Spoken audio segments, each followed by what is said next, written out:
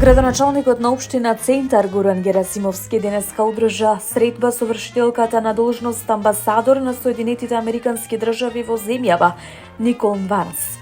На средбата се разговарало за тековните активности и проекти што ги реализира општината, како и за можностите за продлабочување на соработката и спроведување на заедничките иницијативи. Посебен акцент бил ставен на подобрувањето на јавните услуги за граѓаните и процесот на децентрализација.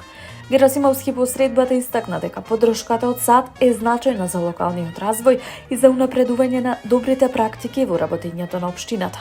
Тој нагласи дека општина Центар континуирано инвестира во инфраструктурни проекти, развој на локалната економија и подобрување на јавните услуги, со цел да се подобри квалитетот на живот на граѓаните.